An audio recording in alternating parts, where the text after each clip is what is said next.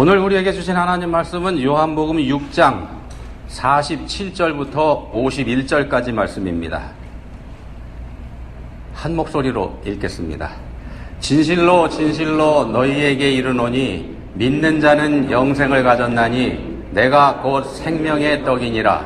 너희 조상들은 광야에서 만나를 먹었어도 죽었거니와 이는 하늘에서 내려오는 떡이니 사람으로 하여금 먹고 죽지 아니하게 하는 것이니라.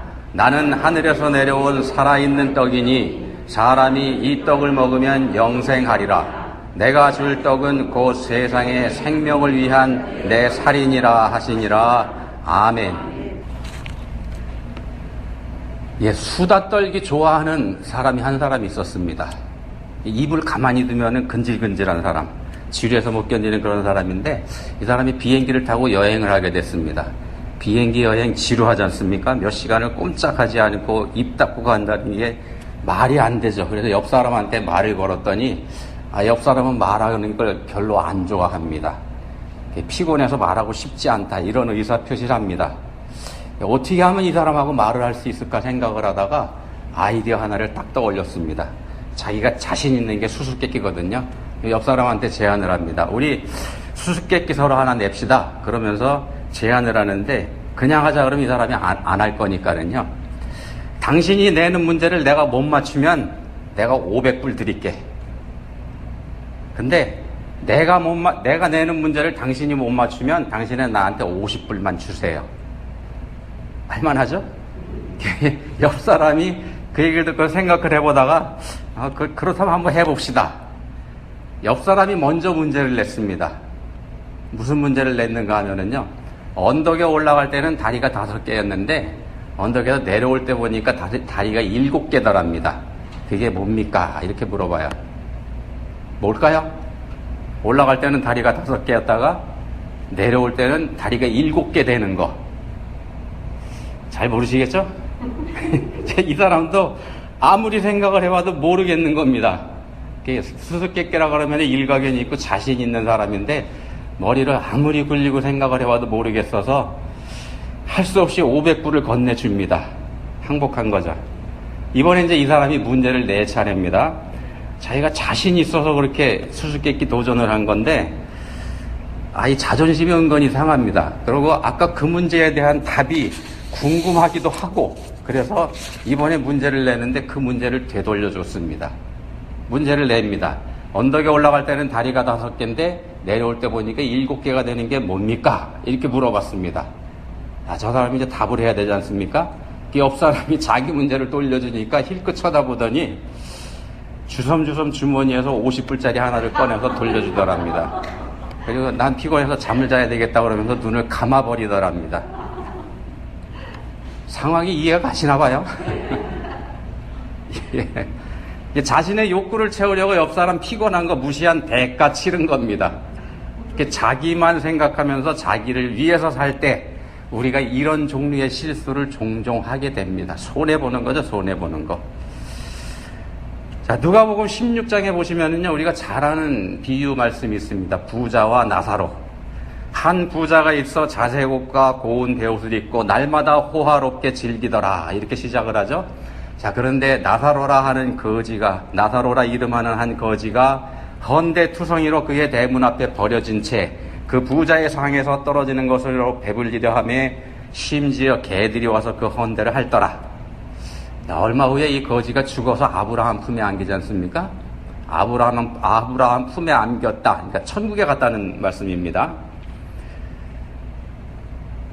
그리고 나서 얼마 있다가 부자도 죽었는데 이 부자는 지옥에 떨어져 버립니다. 고통을 당하고 있던 부자가 멀리 아브라함과 나사로를 바라보면서 도움을 호소하지만 지옥에 있는 부자를 도와줄 길은 없지 않습니까? 아브라함이 이렇게 말을 합니다. 너는 살았을 때 좋은 것을 받았고 나사로는 고난을 받았으니 이것을 기억하라. 이제 그는 여기서 위로를 받고 너는 괴로움을 받느니라. 예수님께서 비유로 하신 말씀입니다. 비유 말씀입니다. 이 생에서 잘 먹고 잘 사는 사람은 죽어서 지옥에 가고 헐벗고 굶주린 사람은 천국에 간다. 그런 뜻 아니죠. 그런 뜻 아닙니다. 자, 거지를 돌보지 않으면 지옥에 간다. 이게 단순히 그런 뜻만으로 하신 말씀도 물론 아닙니다. 비유 말씀이라는 거 우리가 좀 생각을 해야지 됩니다.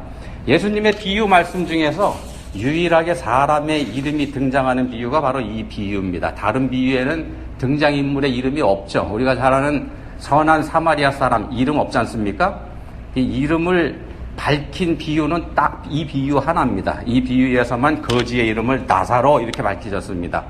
그 이름이 비유를 푸는 열쇠다 이런 힌트를 주신 셈입니다. 나사로 이름 뜻이 뭐냐면 하나님이 도우신다. 하나님의 도우심 이런 뜻이 됩니다. 거지이지만 하나님이 도우시는 사람, 하나님의 도우심을 바라는 사람 이렇게 풀어볼 수가 있습니다. 그래서 이름을 밝히신 겁니다. 거지라고 해서 무조건 하나님이 도우시는 그런 건 아니라는 겁니다. 마태복음 5장 3절에 보시면 우리가 잘 아는 말씀 있죠. 심령이 가난한 자는 복이 있나니 천국이 그들의 것임이요. 이렇게 말씀하고 있어서 하나님께서 보시는 건 마음, 그러니까 심령이라는 걸 이걸 분명하게 말씀하고 계십니다. 경제적으로 가난한 사람이 아니고 심령이 가난한 사람, 그러니까 마음으로부터 하나님의 도우심을 간절히 사모하는 사람, 그런 사람을 뜻하는 겁니다. 그런 사람을 뜻합니다. 그런 사람이 천국에 간다는 말씀을 하는 거죠. 그러니까 나사로는 경제적인 거지이기보다는 영적으로 심령이 가난한 거지입니다. 경제적으로도 거지이지만 영적으로도 거지입니다. 이 사람은. 그게 이 사람한테 복이 된 거죠. 자기 실력이나 자기 공로로 가득 채워져서 마음에 심령에 자부심이 가득 찬 사람, 이런 사람들은 반대로 천국에서 멀다는 겁니다. 근데 그걸 우리가 쉽게 교만 이렇게 얘기하지 않습니까? 교만. 도우심을 사모하는 간절함, 이게 어디에서 옵니까? 믿음에서 오는 거죠. 믿음. 믿음이 겸손하게 만듭니다. 사람을. 믿음이 있는 사람이 겸손하게 하나님의 도움을 사모하게 되는 거죠. 반대로도 얘기할 수 있겠습니다만 그렇게 됩니다. 믿음이 있는 사람이 겸손하게 하나님의 도우심을 사모하게 됩니다. 반대로 믿음이 없는 사람은 자기 실력과 자기 소유를 의지하게 되고 말입니다. 자기 걸 의지하게 되죠. 자, 세상이 주는 존경, 세상에서 받는 공경, 세상에서의 풍부함, 세상적인 여유로움, 이런 것들은 하나님을 찾는 마음을 우리에게서 훔쳐가 버립니다. 빼앗아가 버립니다. 그래서 그렇게 여유가 우리 있으면은 여기가 좋사오니 하나님 나를 내버려 두십시오. 이렇게 하나님을 협박할 수도 있게 돼버립니다. 자, 부자는, 이 비유에서 부자는 세상의 존경을 받으면서 자기 만족에 빠진 사람입니다. 부족한 게 없다 보니까 하나님 찾을 필요가 없죠. 부족한 게 없으니까 하나님 찾을 필요 없습니다. 하나님을 찾지 않다 보니까 필연적으로 자기만의 세계에 갇혀서 살게 됩니다. 자기만의 세계에 갇혀서 살게 됩니다. 근데 성경적인 관점에서는 바로 이걸 죄라 그럽니다. 죄. 자기 왕국에서 자기 뜻대로 자기가 하고 싶은 대로 자기가 사니까 자기가 하나님이 돼서야. 우리 인간들의 원죄가 그거지 않습니까? 하나님을, 원래 창조주 하나님을 밀어버리고 자기 스스로 자기가 하나님이 된 거, 이게 원죄이지 않습니까? 자, 세상이 보기에는 완전한 사람입니다만, 이 부자가요, 세상에서는 완전한 사람입니다만 하나님께는 죄인이라는 겁니다. 그래서 지옥에 갔습니다. 당연히 하나님께서 사랑하시면서 도우시는 사람, 하나님의 도우심을 간절히 바라는 나사로, 이 나사로가 그한테는 보이지 않는 겁니다. 도움이 간절히 필요한 사람이지만 부자 눈에는 나사로가 보이지 않습니다. 죄는 남을 돕지 않는 것, 그러니까 이웃을 사랑하지 않는 것으로 그 정체를 드러내게 됩니다. 죄 때문에 드러나는 우리 죄의 정체가 그렇게 드러나는 겁니다. 이웃을 사랑하지 않는 것. 그래서 이웃을 사랑하지 않는 게 죄라기보다는, 그것 자체가 죄라기보다는요, 이웃을 사랑할 마음을 빼앗는 교만, 그러니까 자기 만족, 이게 죄라는 겁니다. 그 결과가 이웃을 무시하는 거고, 그걸 버리지 않고 끝까지 품고 있는 거, 요게 심판받을 죄입니다. 자, 거지 나사로는 완전히 반대가 되는 사람이죠. 부자하고는요. 세상 사람들이 이 거지 나사로에게서 부러워할 구석 하나도 없습니다. 아무것도 없죠. 몸도 시원찮죠. 완전한 결핍을 상징하는 사람이 여기 나오는 거지 나사로입니다. 이런 상황에서는 이런 상황에 빠져 있는 사람은 둘 중에 하나입니다. 둘 중에 하나. 어떤 거냐 하면은요.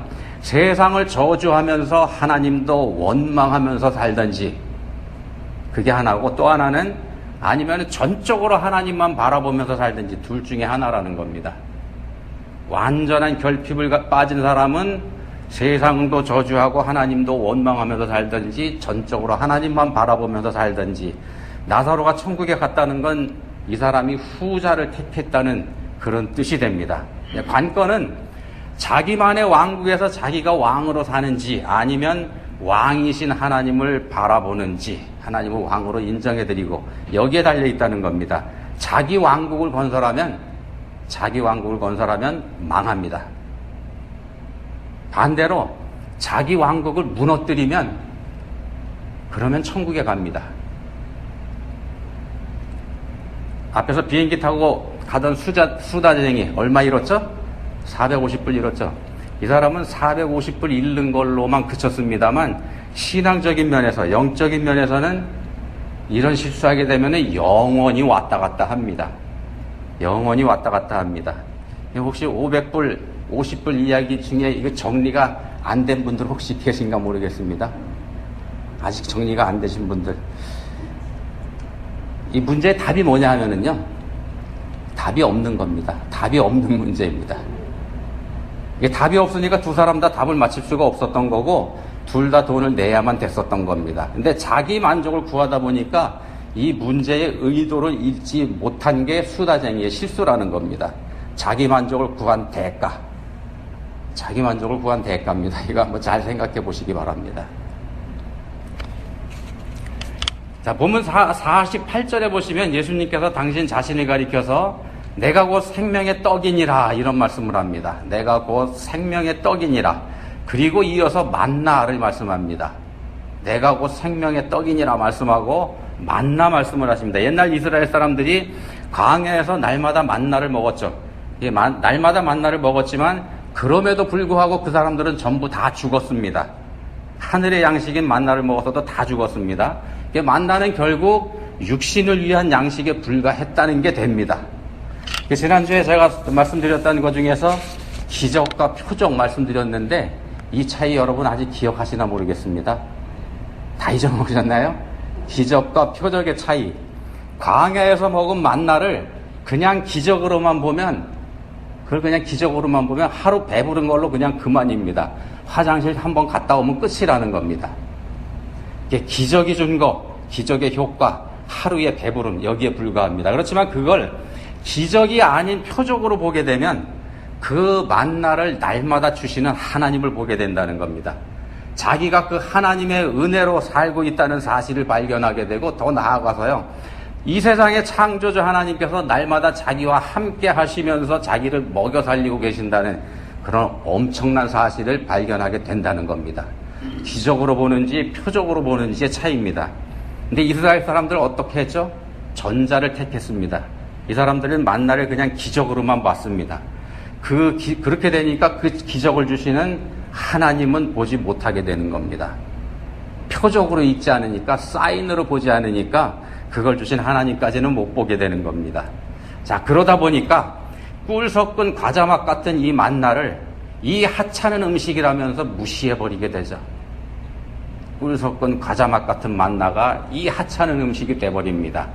표적을 읽지 못하고 그냥 기적에만 눈을 맞추었을 때 날마다 하늘에서 주시는 만나가 하나님이 아닌 모세가 주는 걸로 착각해버리게 된다는 겁니다. 하나님이 준 게 아니고 모세가 줬다 그럽니다.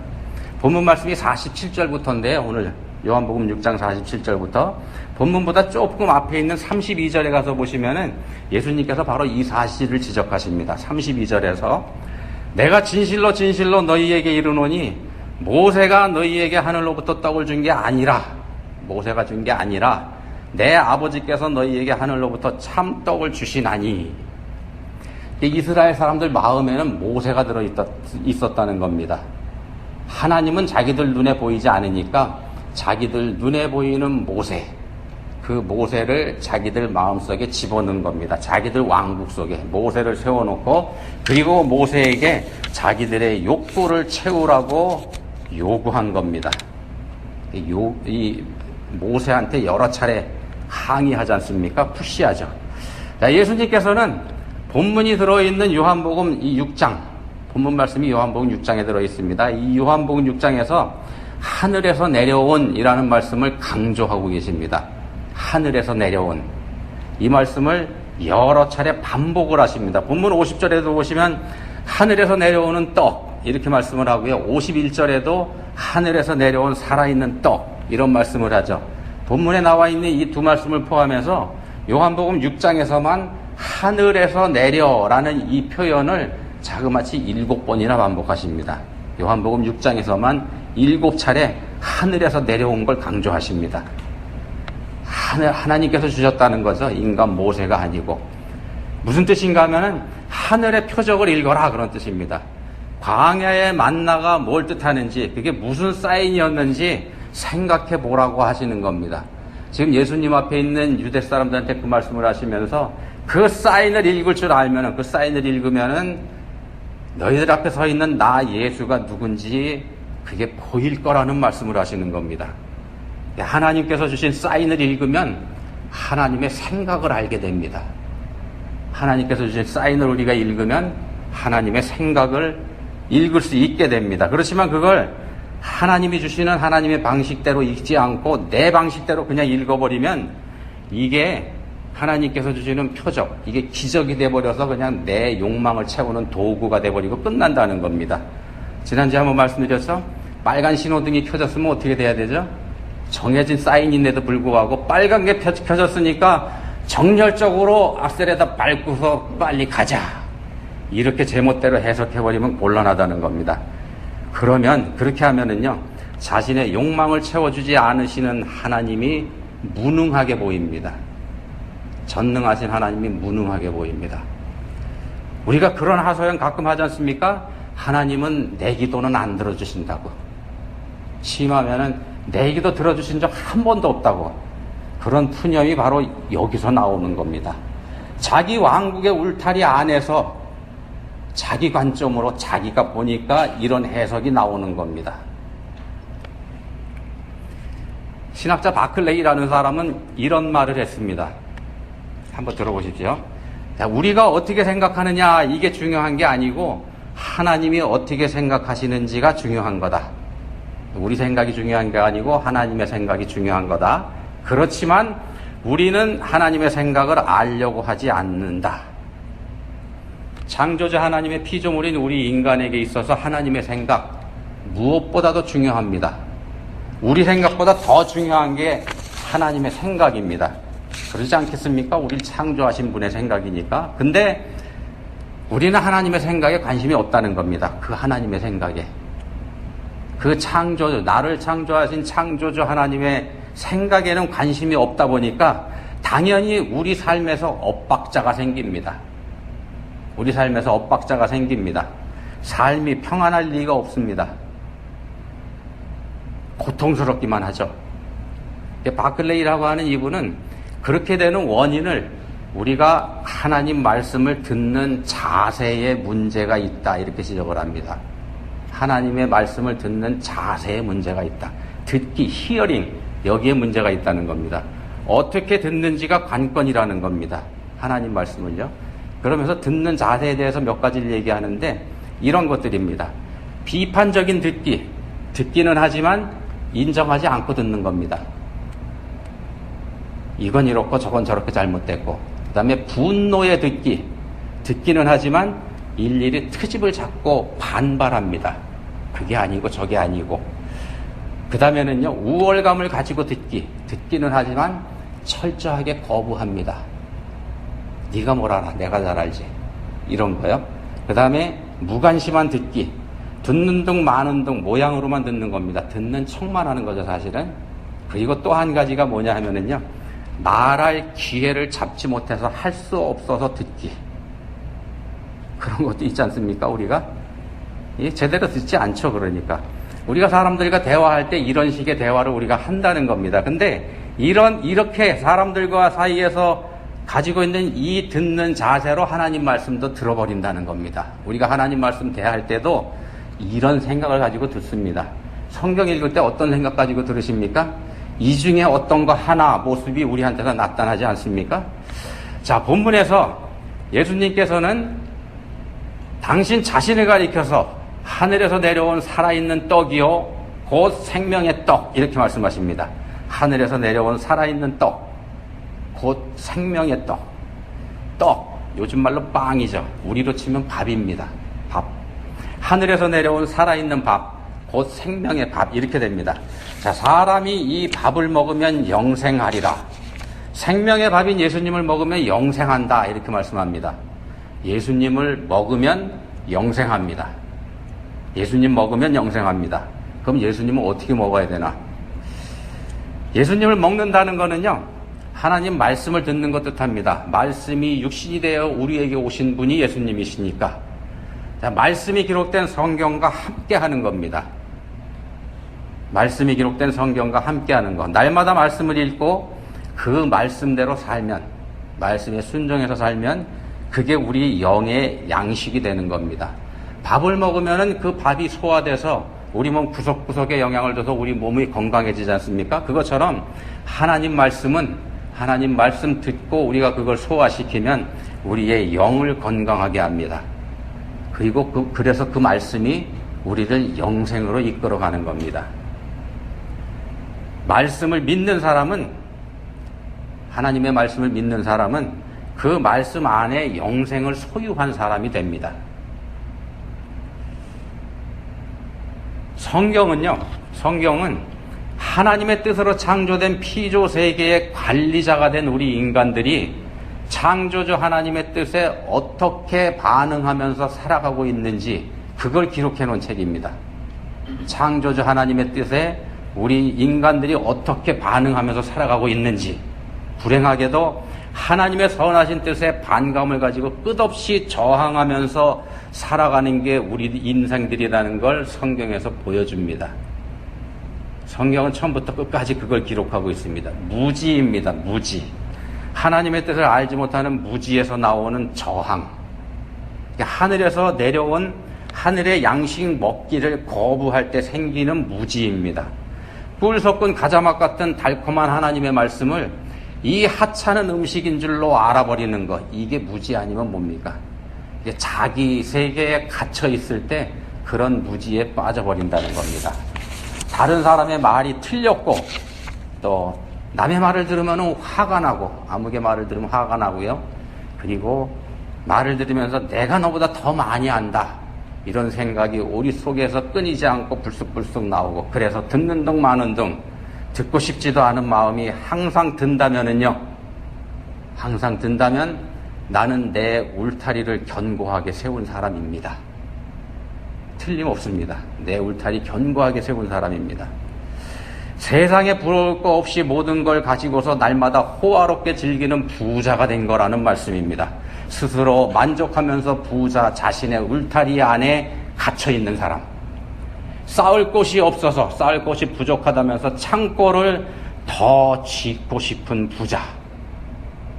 그런 부자로 살고 싶은 겁니다. 그렇게 사는 겁니다. 그날 밤에 하나님이 자기를 불러가실 줄도 모르는 어리석은 부자. 교만입니다. 그래서 이런 게. 교만이 우리 속에 있는 교만이 하나님의 말씀을 가려서 우리 옆에 있는 사람을 보지 못하게 하는 겁니다. 부자와 나사로의 비유에서 부자가 가지고 있는 교만이 하나님 말씀을 가려서 바로 옆에 있는 거지 나사로를 보지 못하게 했습니다. 나만 있습니다. 나만. 그래서 하나님은 우리가 거지가 되기를 원하십니다. 좀 심하게 들리실 수 있지만 사실입니다. 우리가 거지가 돼서 세상 모든 사람들로부터 손가락질 당하고, 세상 모든 사람들로부터 무시당하고, 세상 사람들로부터 매일매일 얻어맞고, 심지어 개들한테도 무시당하고, 이렇게 사는 존재가 되기를 하나님 원하십니다. 왜 그러냐 하면은요, 우리가 그 정도까지 돼야 겨우 하나님을 찾을 것이기 때문에 그렇게 되기 전에는 하나님 잘 안 찾거든요. 그 정도 돼야 겨우 우리는 하늘 쳐다볼 생각을 할 것이기 때문에 그렇습니다. 여러분들 천국을 바라보시기 바랍니다. 미래를 보면서 사시기 바랍니다. 몇 년, 몇십 년 후의 미래 말고요. 영원한 미래, 이 세상 이후의 미래, 천국이나 지옥으로 갈라져 있을 그 영원한 미래, 그거 보시기 바랍니다. 거기까지 보시고서요. 그리고 나서 다시 돌아와서 여러분 자신을 한번 보시기 바랍니다. 그러면은 뭐가 보이냐면은요. 그러면 상다리가 휘어지도록 말씀의 밥상 앞에 앉아 있는 자기 자신을 발견하시게 될 겁니다. 상다리가 휘어지도록 차려 말씀의 밥상 앞에, 그 말씀의 밥상 앞에서 내가 어떻게 하고 있는지, 밥투정을 하면서 원망하고 있는지, 먹지도 않으면서요. 아니면은 꿀 섞은 과자 같은 밥맛을 즐기고 있는지, 내가 어느 쪽 사람인지 그거 발견하시게 될 겁니다. 나만 생각하면서 살면은요, 원수가 보입니다. 나만 생각하는 사람한테 원수가 생기는 겁니다. 원수는 나만 생각할 때 생기는 겁니다. 하늘과 영원한 미래를 보지 않을 때 원수와 더불어 살게 된다는 말씀입니다. 그렇지만 하늘을 보고 미래를 보고 그리고 다시 나를 보면, 그렇게 하면은요, 지금 내가 살아있다는 것만으로도 하나님 앞에 감사하실 수가 있습니다. 기도하시겠습니다. 하나님 아버지, 세상에서 버림받은 형편없는 인간 거지 나사로가 하나님께는 은혜 입은 복된 사람이라는 거 알게 하셨습니다. 거지 나사로가 되라고 하십니다. 그렇지만 하나님, 저희는 그렇게 되기가 쉽습니다. 이 땅에서는 호화롭게 잔치하면서 살기 원하고 이 세상을 떠난 다음에야 나사로처럼 되기를 원합니다. 기적이니 표적이니 골치 아프게 그런 거 따지고 싶지도 않고 그냥 하나님께서 저희들한테 복만 부어주시면 좋겠습니다. 이런 생각만 하고 사는 저희를 불쌍히 여겨주십시오. 예수님 이름으로 기도합니다. 아멘.